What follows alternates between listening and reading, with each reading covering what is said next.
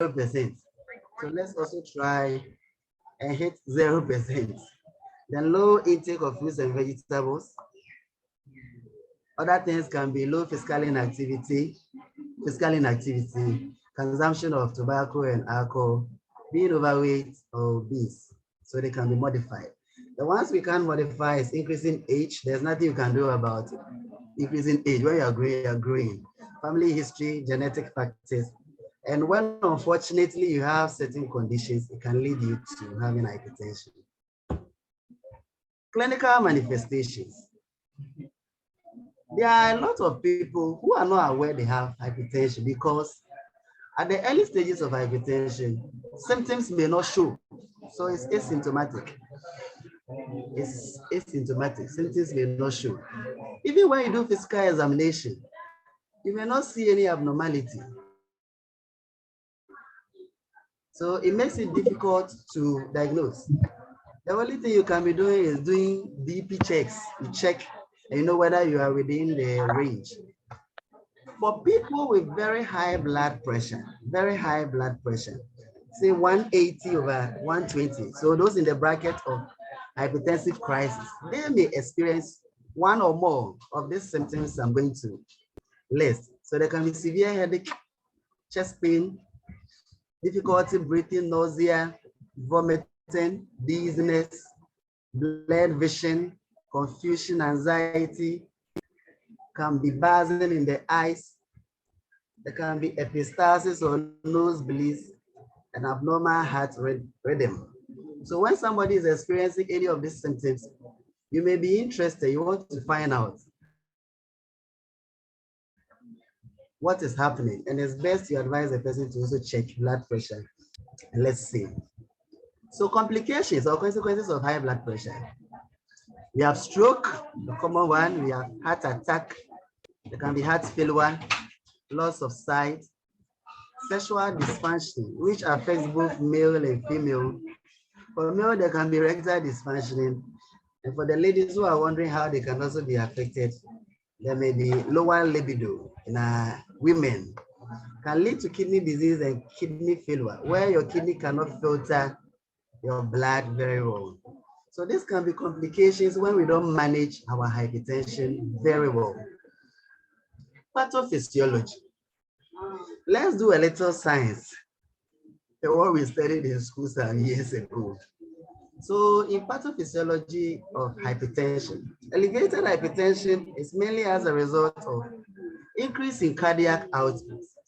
When we say cardiac output, it simply means the blood volume that is flowing through your body in a minute. So the blood volume your heart, that's the left ventricle, has pumped, being measured in a minute is what we call the cardiac output. Then we also have increase in peripheral resistance. In peripheral resistance, we are looking at where the lumen, the space in your blood arteries is narrowed. So it ceases to be the normal size, but now it has reduced in size. So these two main things is what will lead to hypertension. Various systems in our body help in the regulation of high blood pressure or blood pressure in general.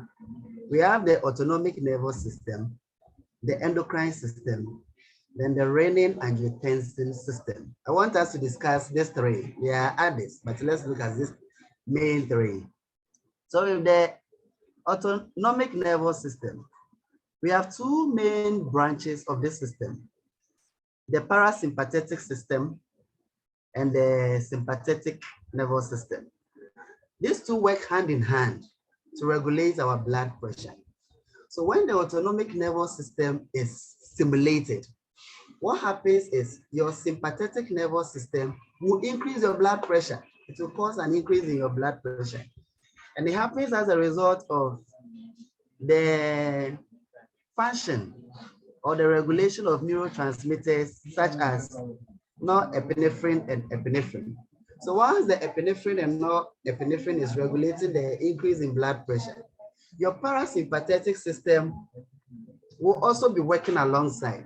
And the function of the parasympathetic system is to cause the blood pressure to slow down, or it causes a slowdown in your heart rate.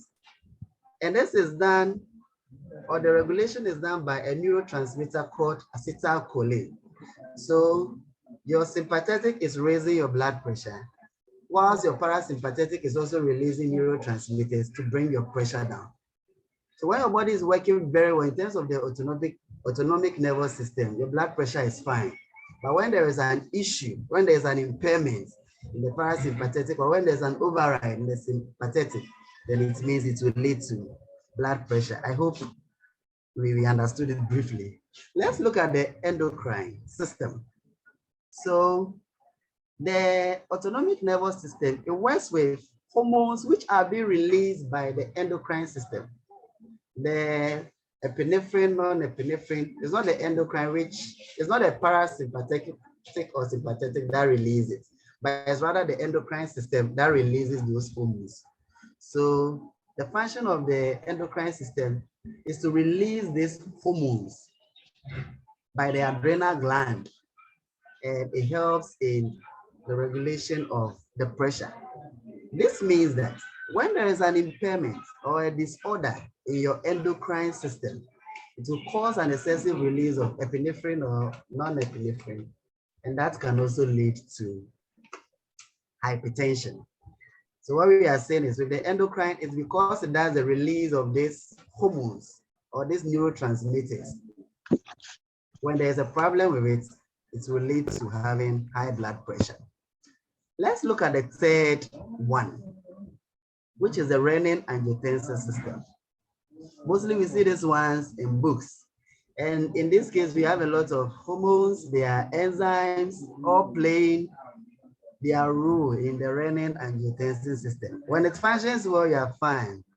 When there is a flutter in the system, hypertension may develop. In the next slide, we'll discuss how the process works. Good. So we are here. There is this protein precursor called angiotensinogen being released by our liver. It's being released by our liver. And there is this enzyme being released by our kidney, some say hormone or enzyme. Now, the renin will bind to angiotensinogen. Then it will form angiotensin 1. Now, when angiotensin 1 is being formed, there is another enzyme which is being released by our lungs called angiotensin converting enzyme. Now, this angiotensin converting enzyme will now cleave with angiotensin 1, and it will convert it to angiotensin 2. Now, when we get to angiotensin 2, that is where mostly the issues happen, because angiotensin 2 will now bind to some organs in the body. It finds its site on it. And when it binds to certain organs in the body, it will lead to various actions occurring. So angiotensin 2, when bind to arteries or smaller or tiny arteries, it will cause the arteries of your body or the arteries to constrict. So there will be vasoconstriction. So ideally, if this is how your lumen or your arteries was looking in terms of the space, since angiotensin 2 has bind to your arteries, it will narrow the space and now make it very small. So even if you have the same blood volume flowing through this small space, now the space has been reduced, so it will come with a certain force or pressure, and that can lead to blood pressure. So that is one of them. Now the same angiotensin 2 can bind to the adrenal gland and release a certain hormone called aldosterone. Now when aldosterone is released, it causes the reabsorption of sodium and water back into the body. Now, when there is reabsorption of sodium and water into the body, it will lead to increase in plasma or blood volume. When the blood volume is increased, that can also have a direct link with having an increased blood pressure. So the key thing in this one, because we'll be using it most of the time in our study, is angiotensin 2. We should take note of angiotensin 2, which has been formed, going to bind various organs and causing the blood pressure. And before angiotensin 2 is formed, you need ACE or angiotensin converted enzyme, which has to convert angiotensin 1 to angiotensin 2. So there's the pathophysiology. I'm sure we are reminding ourselves of what we did in school so many years ago. Treatment goals. There are two main goals when we want to manage hypertension. Number one is we want to lower the blood pressure level, so the readings should be lowered. Then number two is we want to reduce the risk of having complications. Now, we should note that this can be done both by medical nutrition therapy and also by pharmacological intervention. So for some of them, we should allow the doctors to also do their part and give the medicines to help. Let's talk briefly about the pharmacologic treatment. There are various medicine groups, but I want to talk about just 4 of them.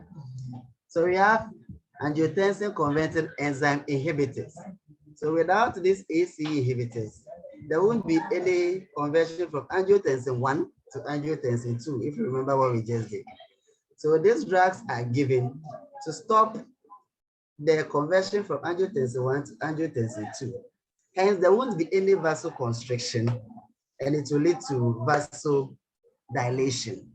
An example of such drug is lisinopril. I know most of us have heard of lisinopril before. Then we have angiotensin 2 receptor blockers. So we said angiotensin 2 needs to settle on certain organs and work. So this drug serves as a blocker, settle on those organs, and instead of causing vasoconstriction, rather it will lead to vasodilation because it will not have an impact on the organ. Then calcium channel blockers. The issue about calcium is quite complex. Sometimes it's believed calcium can help in blood pressure. At other times too, this same calcium can lead to blood pressure. So they say calcium can either tighten the blood arteries or can relax them. So there are certain times you can be giving blockers when realize that it is rather tightening the blood pressure. And a typical drug we give is amlodipine, and it also relaxes your blood vessel. Let me add that grapefruit, as dietitians, grapefruits have interaction with calcium channel blockers. So when a patient is on amlodipine, we should be careful how we give grapefruit. Then we have the diuretics. These are drugs which eliminate excess fluid. When the blood volume is increased, the heart will need to use more effort in pumping blood throughout the body. Lifestyle modification to prevent and manage. So there's one preventing, there's another managing, and we use both. Sit less. When you sit more of the times, studies have shown that your metabolism is even reduced. It slows it down. And so the breakdown of fat and food is lowered. Another article I read says when you sit for about 1 hour, stand up and walk. So those of us who sit for long, sit for some time, stretch your body, or move around and come back. We should increase physical activity, running, jogging, swimming. Very important. The WHO says we should do 150 minutes moderate to intense exercise every week. So if you do 30 minutes, 5 days in a week, you fast. And that can be treadmilling, jogging, skipping, running, it's fine. And when you're doing very vigorous aerobic exercise, that one you can do about 75 minutes per week. Then we can do weightlifting exercises too. They also help. We should lose weight if you are overweight or obese. So we are still looking at lifestyle modification.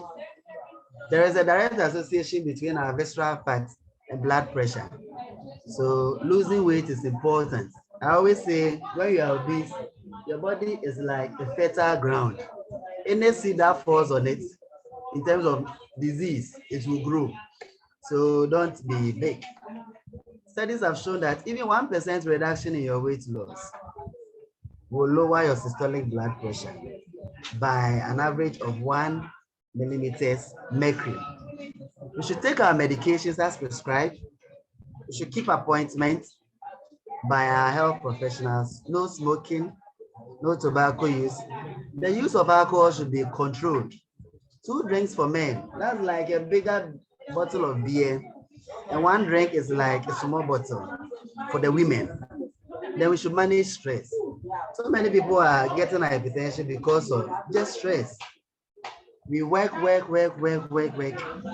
There's no relaxation. In Kumasi, there's something we say funny that Ubedi Sikano Ubeda G. So whilst we are chasing our money, we should make sure there is time to rest. And psychologically too, we should manage our stress. Now let's get to the key area, medical nutrition therapy, MNT for hypertension.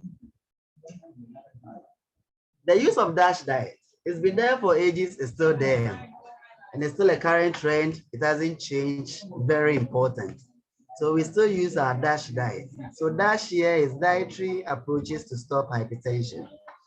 Research has shown that when you follow the DASH diet for about 2 weeks, strictly and religiously, you will lower your systolic or the upper reading of your blood pressure by 5 to 6 millimeters mercury and your diastolic by 3 millimeters mercury. So following DASH diet minus even medication, research shows that you lower your systolic and diastolic. So DASH diet is important. The goal of DASH diet is just like the initial goal I mentioned, lower the readings and also prevent risk factors. The DASH diet also encourages one to reduce the sodium intake and also take variety of foods. And also pay critical attention to potassium foods, as it will eat them, calcium foods and magnesium foods. Still on our DASH diet. In recommending DASH diet, we advise that you eat more vegetables, more fruits, more whole grains. Then you need to take in low fat or fat-free dairy products. So skimmed milk or semi-skimmed. We are looking at lean meat where we are not seeing any visible fat, fish, poultry, our nuts, seeds, and legumes. Then as mentioned earlier, we are also to limit the intake of fatty foods, because when you take a lot of fatty foods, it can clog in our arteries and lead to arteriosclerosis. And this can affect our peripheral vascular restriction, meaning that it leads to narrowing of our blood arteries. So fatty foods intake, deep fried foods, our bullfruit, our kose, and our fatty meat, we should watch out. The DASH diet also pays attention to limiting sugar, then SSBs, sugar sweetened beverages, sweet itself. And we've mentioned sodium too. So this is a typical DASH diet. This is a DASH diet for 2,000 calorie diet. So when you have a 2,000 calorie diet, the DASH diet recommends that you take 6 to 8 servings of whole grains per day, 6 to 8 servings. Then you take 4 to 5 servings of vegetables per day. Then same 4 to 5 servings of fruits per day. Then 4 to 5 servings per week of our nuts, seeds, and legumes, our sesamens, our beans family. Then you're taking less than 6 servings of animal protein. Then you also take less than 5 servings of sweet per week. So the DASH diet, as we said, you can take low fat, low calorie vegetables, fruits, and also look at lean protein. Things to avoid is or reduce is salt, added sugars, and fat. To make it practical, this is how a serving looks like. So for a serving of fruit, we are looking at a medium piece of fruit, like orange, a medium orange size like your fist, a medium apple, medium mango, or a big banana, or say 63 mils of dry fruit. Or we are also saying half cup or 125 mils of fresh fruit. That's a 7. If you look at vegetables, a soup ladle of raw vegetables, it's a 7. So that's like a cup, 120 mils. And a stewing ladle or 125 mils of cooked. You know, for the cooked, it will be compact and can be more compressed. So a stewing ladle of cooked is also a 7. And look at our grains. A 7 of grain can be a slice of bread, a soup ladle of most of our cereals, or a stewing ladles of cooked rice. Then a quarter of a medium size, a medium fist of our banku fufu kinky. So this is just a rough idea of how servings look like. A matchbox size of our meat, fish can also serve as a 7, or an egg can also serve as a 7. The Dutch diet encourages us to take fish because of the fish oil, which is rich in omega-3. Studies have shown that omega-3 is also important in managing hypertension. Omega-3 is very important. One study I had to glance is when we take foods with omega-3 for about 4 weeks to 24 weeks, you even lower your systolic by 4.5 millimeters mercury and diastolic by 2 millimeters mercury. So omega-3 is important.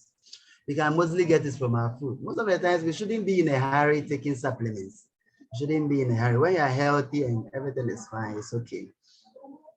Then fats and oil, we said a lot about our fats and oils intake, how it lowers the lumen of our arteries. So just a little. A 7 is about 5 mils of tablespoon oil. So seeds and nuts and grains, you're looking at 1/3 of a cup. So this is an idea. Let's go into some key nutrients, then we'll discuss what follows. So sodium. Research shows that the daily intake of sodium for adults aged 14 years and above should be about 2,300 milligrams. Now, we want to understand this very well. When you take a teaspoon, let's say 6 grams or 6,000 milligrams, you have that amount of sodium of 2,300 milligrams in that. Now for salt, it's sodium chloride, and the ratio is 2:3. 2 for sodium, 3 for potassium. So when you are doing calculation, assuming it's 6 grams for the teaspoon, 2/5 times the 6, you get around 2,400. So we are saying that your daily intake of salt is like a teaspoon the whole day. That's the amount of salt you are using to prepare your meals. For people who are hypertensive already, we even lower it further to give about 1,500 milligrams of sodium. So salt should be reduced well. Combination of lowering your salt plus the Dutch diet helps to lower your blood pressure. These are some of the strategies in lowering your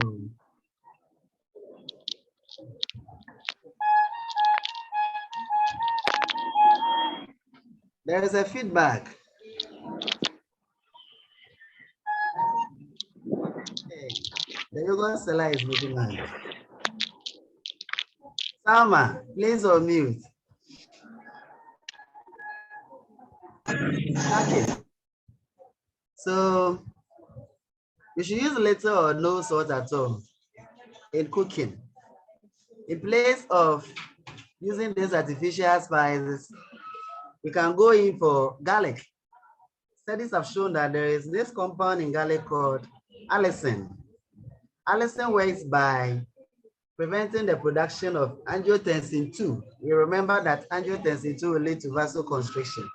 So allicin in garlic will work by stopping the conversion of angiotensin 1 to angiotensin 2. So it is also good.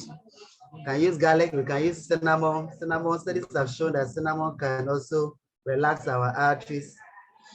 Ginger is also a healthy spice, which we can use.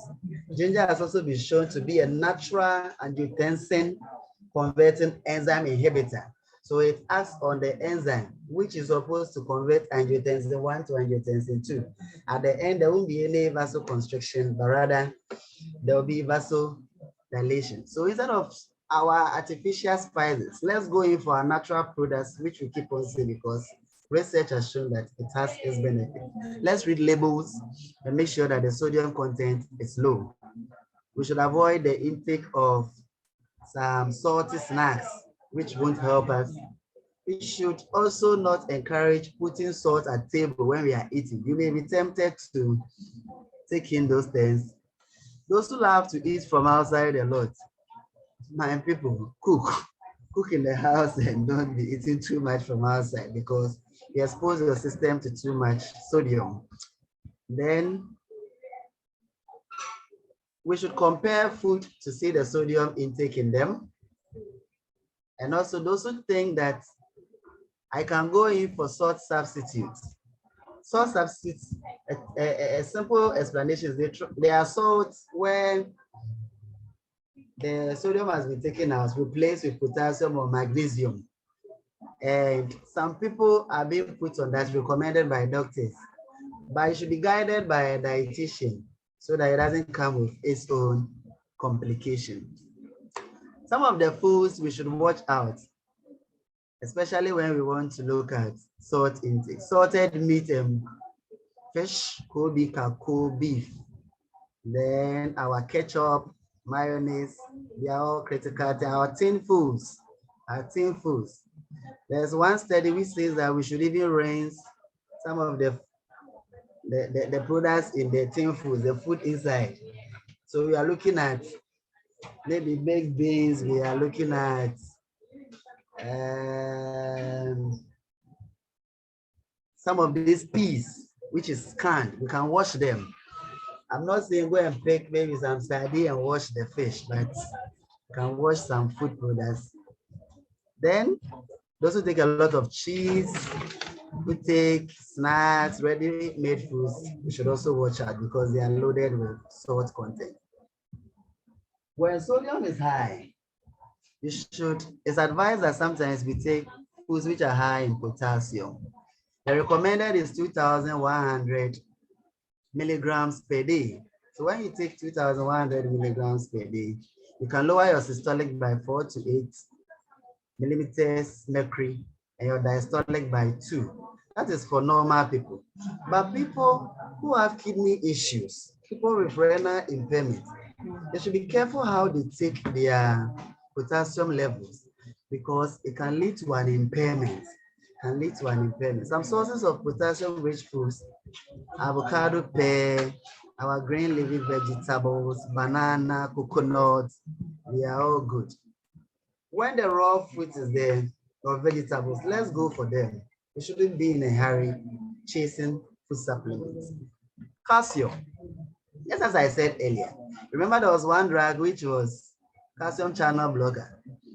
There are certain times it's believed that calcium diet can improve the blood pressure by causing vasodilation or vasodilation. Because I said calcium can either tighten your blood vessel, at other times it relaxes your blood vessel. So he says the influences of calcium intake on the renin-angiotensin system is largely unknown. It's largely unknown. But some studies shows that this calcium diet can downregulate angiotensin converting enzyme. So the enzyme that converts angiotensin 1 to angiotensin 2, leading to the vasoconstriction. It will lower or slow down the regulation of how it works. So we encourage the intake of calcium foods for our hypertensives. So we go for low-fat dairy products, skimmed milk, and go for fruits and vegetables, the normal healthy diet variety. We can take eggs, can take low-fat cheese. It's also fine. Don't be in a hurry, as I say, to take calcium supplements. Magnesium. Magnesium is mainly gotten from nuts. You also get some from our green leafy vegetables and whole grain bread and cereals. What it does is, it is an inhibitor to contraction. The smooth muscles in your artery, the contraction of the smooth muscles. So at the end, since it doesn't allow a lot of contraction, it will lead to relaxation and there will be vasodilation. So it tries to inhibit those contraction inside. So magnesium foods too are okay and healthy. Caffeine. Let's look at caffeine. There are certain people who are sensitive to caffeine. They can take caffeine and they are fine. There are others who are resistant. So those who are sensitive cannot take, sorry. And those who are resistant can take the caffeine and nothing will happen to them. If you realize you are a caffeine sensitive person, you should reduce your intake of caffeinated beverages and energy drinks. The recommended intake of caffeine is 400 milligrams per day. That's the normal. But for those who are very sensitive and has its effects, you are put on 200 milligrams, which is very, very small. One way for you to know whether you are caffeine sensitive or not is by taking a caffeine food or product. Then you wait for about 30 to 60 minutes. Then you check. So you can be measuring your pressure before. After taking the caffeine product, wait for 30 to 60 minutes. Measure your blood pressure again. And it can give you an idea whether you are caffeine sensitive or you are not caffeine sensitive. So some people will come to you, they're like, I can take caffeine and I'm still fine, nothing happens to me. The same thing even happens to salt. I will talk about it before I end. So there are people, they'll be like, they are salt resistant. They can eat salt and they are fine. There are others who are sensitive. They take small salt and their blood pressure happens. Let me talk about it even before I move on. Let's go back to the renin-angiotensin diagram. Then I'll use to explain the salt story briefly. Then we continue. Good. Now, when you get to angiotensin 2, when you take salt, salt is believed to have a negative feedback. So when you take salt, it acts on angiotensin 2. And instead of it causing vasoconstriction, it rather leads to vasodilatation because it reduces the angiotensin level. So salt acts on angiotensin 2 by reducing its level. That is for a normal person without any issue. Very normal, no issue. When you even take high salt, it will act on angiotensin 2. It lowers the level, and instead of causing constriction, it will rather lead to dilatation or lower constriction. Let me put it that way. But for people who are obese, or people with kidney issue, or people who have diabetes, it's believed that this system has been altered. So sometimes when you take salt, it doesn't have any real impact on the angiotensin 2, which is supposed to rather go and cause dilatation. Rather, the constriction will continue its work. But if you're a normal person, nothing is happening to you. When you take salt, it will go and act on angiotensin 2 and lower the level of those angiotensin 2. Instead of causing vasoconstriction, it will rather lead to dilatation or lowered constriction. So that is the source. So you hear people saying, oh, now you can take salt, it won't happen, nothing will happen to you. Special cases, but we try to play safe. So we reduce salt or give very little in terms of recommendation. Already, if you're even taking 2,300 milligrams or 1 teaspoon of salt a day, That is very low. So we're talking about caffeine and it led us to our sawtooth. So some people can be sensitive, others can be resistant. Dark chocolate. Recent studies, current trend shows that dark chocolate also helps to improve our hypertension.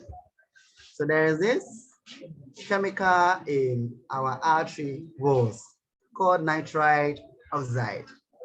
Nitrite oxide. What it does is it widens the arteries. It increases the lumen. It causes dilatation.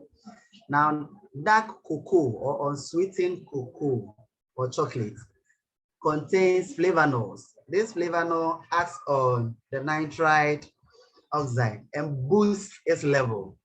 So the nitrite oxide, which is found in your artery walls, becomes more and more, and it will cause a relaxation in your arteries.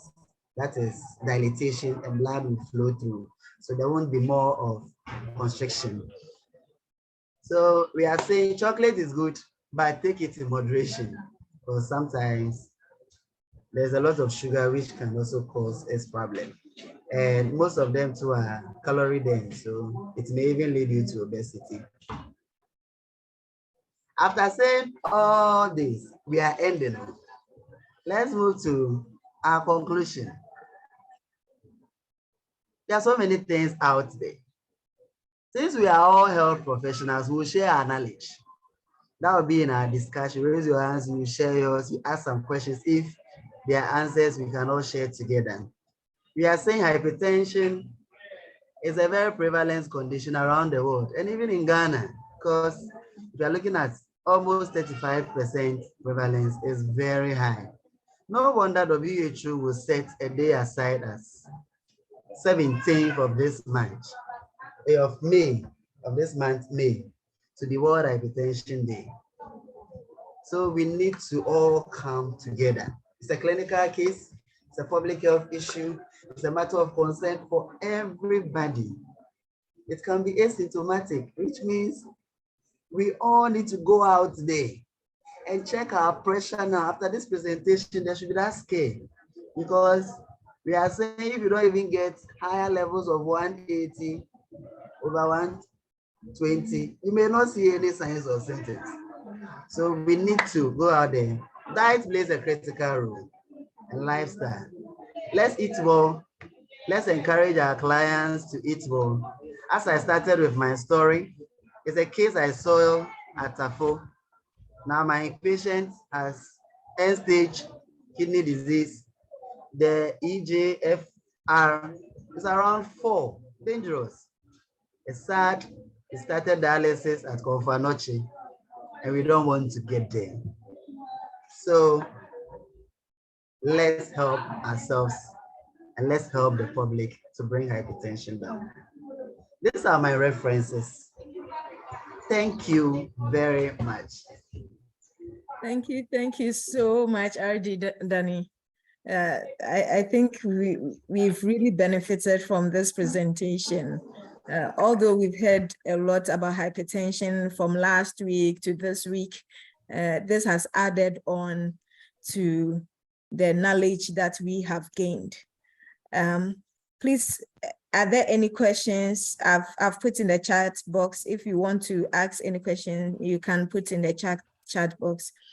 But this has been a great presentation. We are very grateful. To set the ball rolling as we wait for the others to bring in their questions, I think, yes, the attendance form will come right now. Please, the attendance form will come right now. Let's wait just a bit. In terms of monosodium glutamate, I think on our page, we discussed it a while ago about its impact, whether it's something that we need to avoid or to reduce. So what's your take on the use of monosodium glutamate? Okay, so, boss, my take is that we should still reduce its intake. We should avoid and go for the natural spices because it comes with its benefits. So I won't encourage people, though some say it can be salt sensitive or sodium sensitive and others being sodium resistant, but I will still go for avoiding them and using the natural spices. That's my take. Are there other views on this that someone wants to share for us?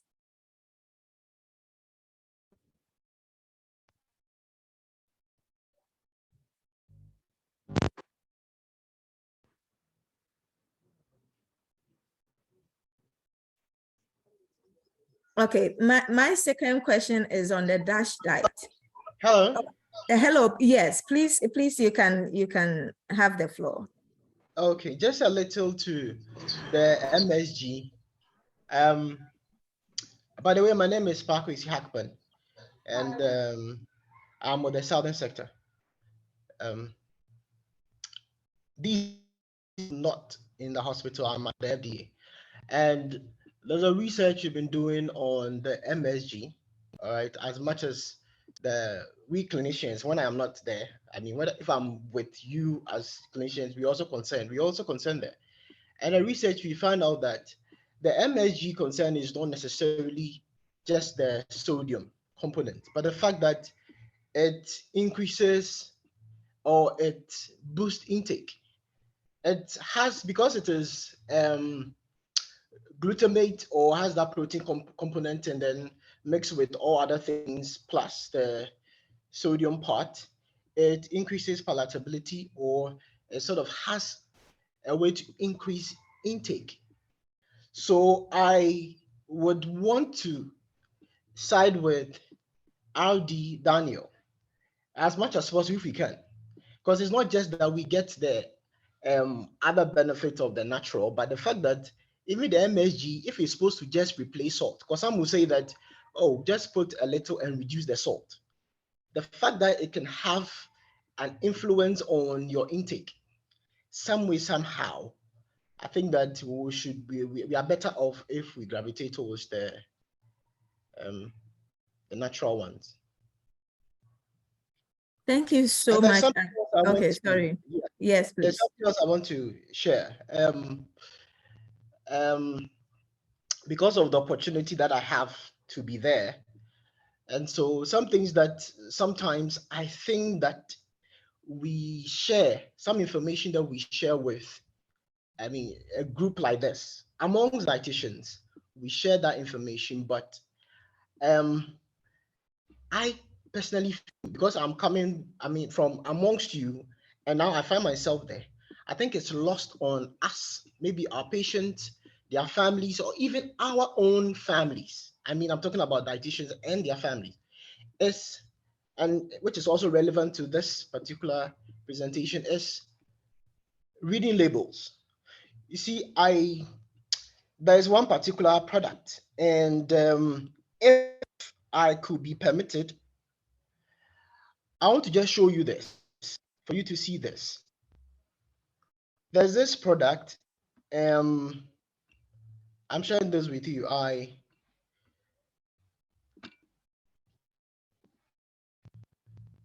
Please, can you see the screen? Yes, we can. Hello? Yes, we You can. can. Very well. So this is a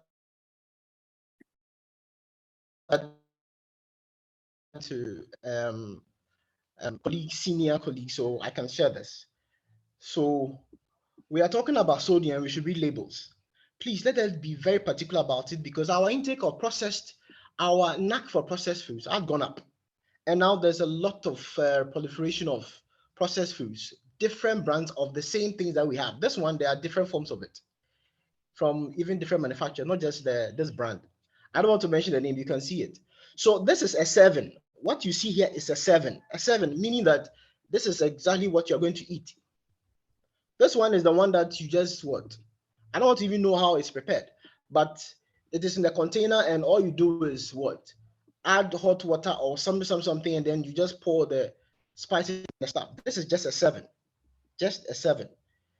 And you see the sodium there. The sodium there is 3.7 gram. for the 60 gram, for the seven, the sodium there is 3.7 gram. This is a product I worked on, and I was very furious because I've seen it on the market and I've seen it being enjoyed by even colleagues in the office. 3.7 gram. The presenter, R.D. Daniel, told us that the maximum we shouldn't exceed is 2,300 milligram. And 1/7 of a product is giving you 3,700. Most people are consuming this, they are not aware. All right. Unfortunately, we don't have a legal frame to fight some of these things. We are not trying to.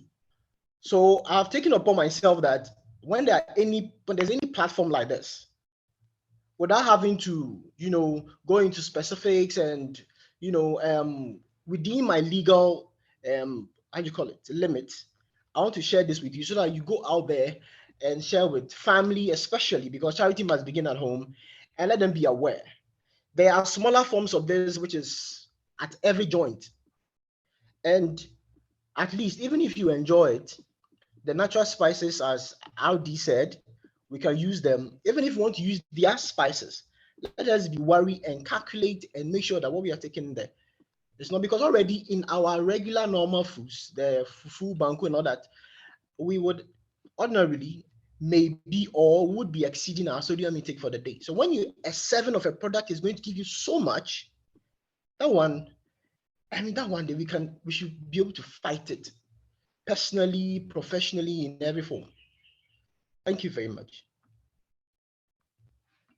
Thank you, R.D. Pakwesi. I think this is a very good contribution that you've given us today. Before we go to R.D. Justine, I think one study I read on monosodium glutamate and glutamate specifically, although it is naturally occurring in most of our ingredients we use in our meal preparation, it's known to have effect on the ghrelin, which is in the brain, and that controls appetite, as you just mentioned. So if you are to compare meals or foods that have been prepared with naturally occurring herbs and spices, how a person can control their appetite when eating compared to meals that have been prepared with monosodium glutamate, the control is different.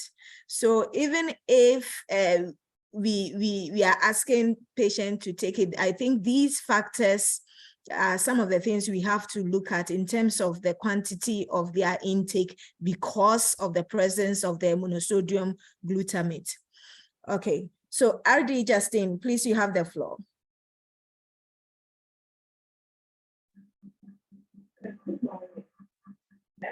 I just want to ask the pastor. Please, you are very far. It seems you are in a very broad room. Okay. So I want to talk about the part. Please, can you hear me? Yes, we can hear you better now. Okay. The part that says we should reduce the monosodium glutamate. Sometimes when you are asking people to stop or reduce, we need to provide an alternative. So for me, what I think usually I do is to ask them to prepare their own fish powder. Prepare their own fish powder because the ones in the market are also adulterated. So they prepare their own fish powder. So you know that even if you are eating your own salt, you're adding just a little and adding the fish powder, because in the sodium, in the Maggies and all these ones, they have such things, and the protein is there. So the protein part will also help in making the food taste better than using the sodium glutamate. So that's the part, and that will boost intake as well, and will not be too bad as compared to no using at all. Thank you. Thank you very much. Please, any other question? I have another question as well. Please, with the dark diet, they made mention of using nuts.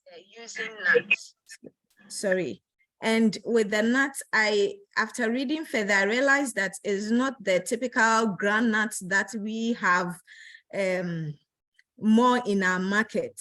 It's more of the tree nuts. And when you look at all the pictures that you presented, it even shows that there were almonds, cashew, pecans. What do you have to say about that? And how can we look at it in including it in the diet of our patients, looking at the economic aspect of it?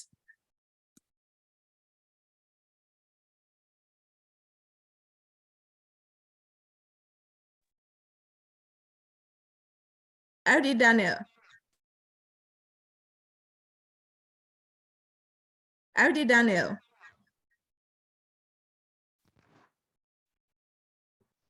Hello. Yeah, yes, please. I've asked the question. Howdy, everyone. Yes, please. Looking at our economic status and all that. What do we do? Because when you go to our shops, I'm sure these big supermarkets and there are special markets where we can get this nuts to buy, but they are quite expensive. One way or the other, if there is money, when you encourage a patient on the importance of something, I'm sure wherever they have to get the money, they will get to buy. But if getting nuts are difficult, we can go for the legumes too, our beans and those stuff. Thankfully, the recommendation was 4 to 5 per serving in a week. So when we just get a little of them and use, I think we'll be fine. But if there are other strategies by seasoned and senior dietitians, I think we can all share.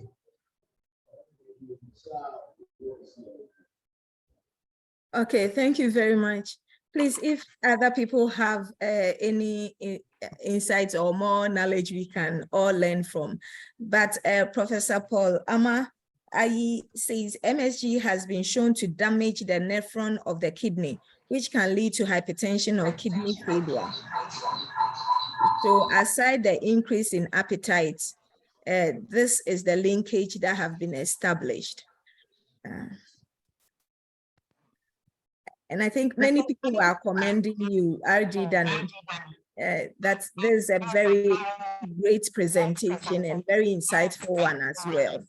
This is not like the choir that we always sing, but this is truly, truly from our heart. This has been a very great presentation. Please, I've posted the attendance link. We can all click in and fill for our attendance today. Please, any other question?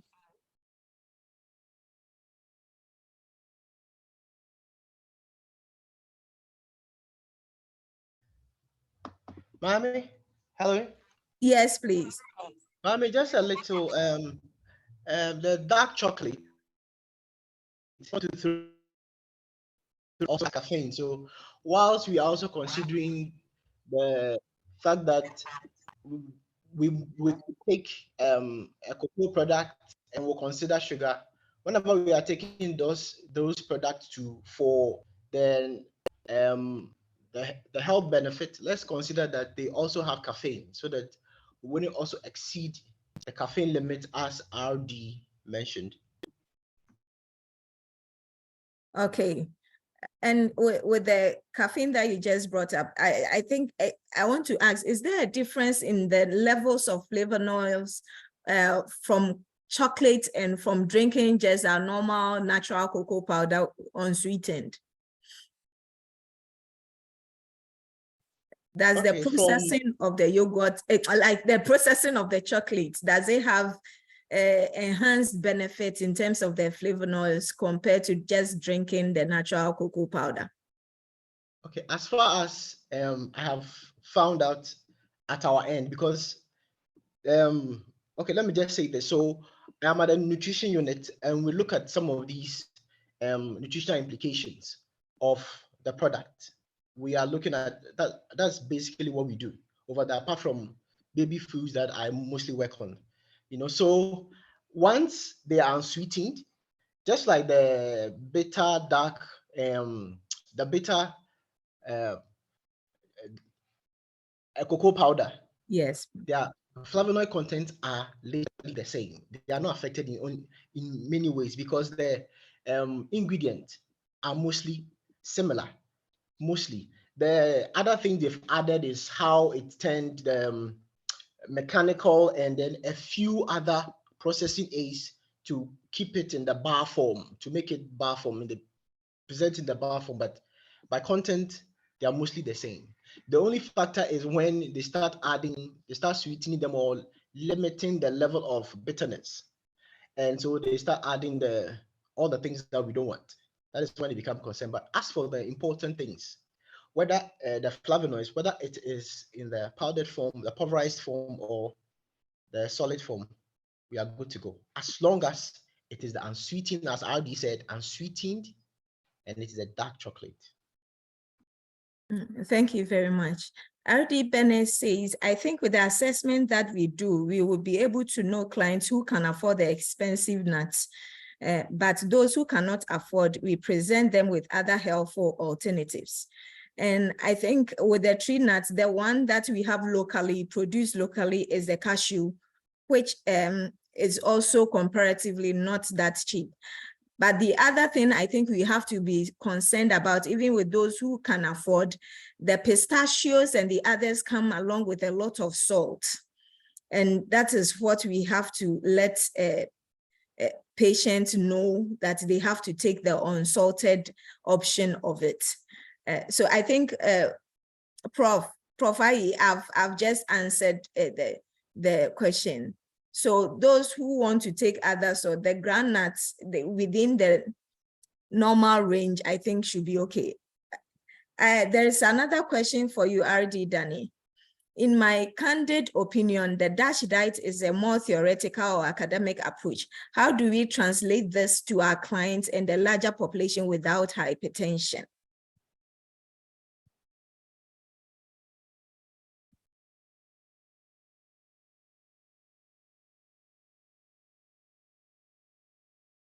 RD Danny. All right. Okay. How do you I think what Prof is saying is somehow true, but for all the cases we see, it's individualized. Let's look at the patient's needs and let's do it gradual and adjust with time. So we won't say strictly follow this, follow this, follow this. We have to do it gradual. If it's given the servings, and you think you need to start from this level, reduce to this level, and it's fine, because honestly, with the DASH diet, looking at it theoretically, is our normal healthy eating foods we are doing, avoiding junks and empty caloric foods. So, but the only thing is, in terms of serving stuff, we adjust it gradually to suit the various individuals. In terms of dieting, we can give education, but everybody is unique and we treat them individualized. That's my take. But the DASH diet is more of a general healthy eating when you look at it critically. Thank you. Thank you too. I think RD Akomia also agrees with you that is the general healthy eating. I think generally in Ghana, it's the carbohydrates, and some people also don't like eating fruits. And those who like eating too will want to eat it in bigger quantities. And the issue of vegetables. So if we are able to, since it's a journey, it's a lifelong adaptation of a habit, we can do it gradually, as RD Daniel just said. Please, any other submissions, comments, or questions?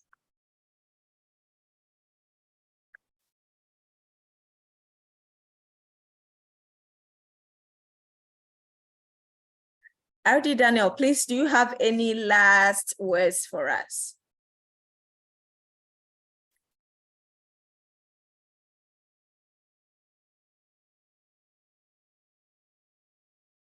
Please, can you hear me? Yes, I can hear you. You asked of my last words. Yes, please. I believe issue of hypertension is everyone's business. And we all have to play our role in our small corner where we find ourselves. Do our education. I always say there may be that one person who will listen to you attentively, and that person may win more souls in terms of healthy eating. So let's still do our education, and let's be practical examples. Live as we are telling the people. We shouldn't just be saying it, but we should live those lifestyles. And we'll go a long way to impact the society where we find ourselves. Thank you very much. Thank you so much too for all the efforts that went into the preparation of this presentation. We are really, really grateful. And please, let's be ready for Monday presentation for Middle Zone. We are going to treat MNT for MNT for diabetes. And it will be presented by me. In fact, I didn't mention my name before. My name is Efwa Uswansa, and I'm at Konkwanoche Teaching Hospital, your humble servant. I hope you've enjoyed today's meeting, and we are better off than we started this program, or we are more convinced of our guidelines and recommendations just because of today's program. Thank you for attending, and may you have a blessed day and a wonderful weekend. Bye-bye.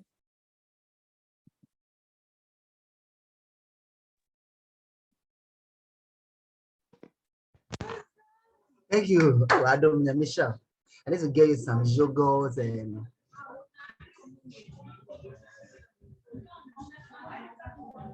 thank you very much, RD Efwa and RD Daniel, for such a wonderful experience. Thank you too, Professor Emeritus. There's a senior professor on the floor. He agrees you are also Professor Emeritus. All right. I'll probably call you after. Yes, we need to talk. We have some outstandings to deal with. Yes. All right. Right. Enjoy the weekend.